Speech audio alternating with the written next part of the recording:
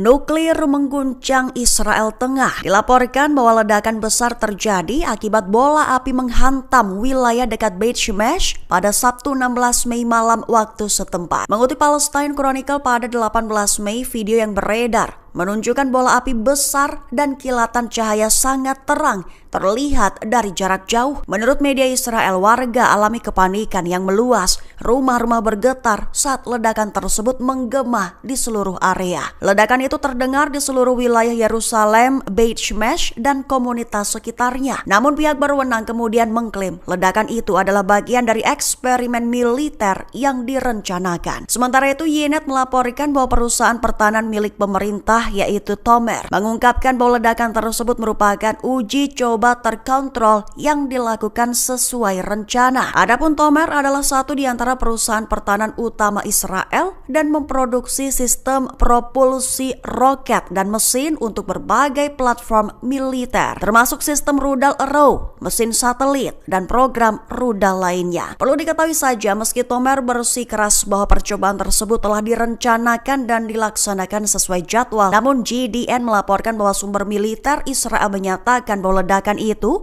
sebenarnya terjadi lebih awal dari yang dijadwalkan semula.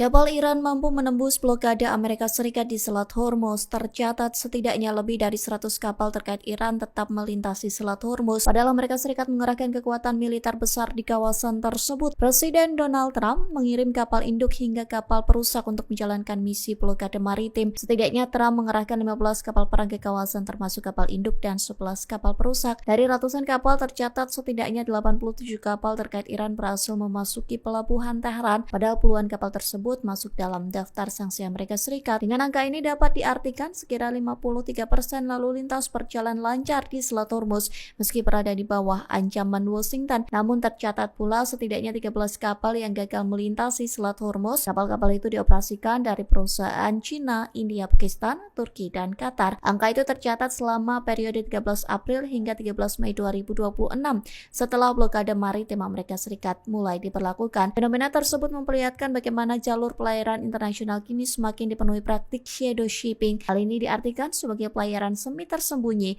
untuk menghindari pengawasan dan sanksi internasional.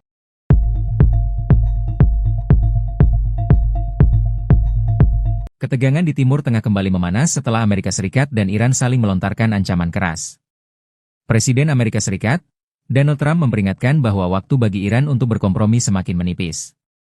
Dalam wawancara dengan Axios, Trump menegaskan Washington siap meluncurkan serangan militer yang jauh lebih besar jika Teheran tidak segera mengajukan proposal damai yang dianggap lebih masuk akal.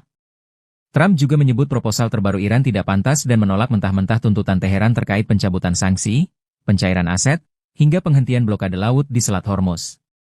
Di sisi lain, Iran tetap menolak memberikan konsesi terkait program nuklirnya, yang menjadi salah satu sumber utama ketegangan dengan Amerika Serikat. Untuk merespons situasi tersebut, Trump dijadwalkan memimpin rapat darurat bersama tim keamanan nasional di Gedung Putih guna membahas langkah lanjutan terhadap Iran. Sejumlah pejabat senior Amerika bahkan menyebut militer telah menyiapkan opsi operasi besar yang dirancang untuk melumpuhkan perekonomian Iran jika jalur diplomasi benar-benar gagal.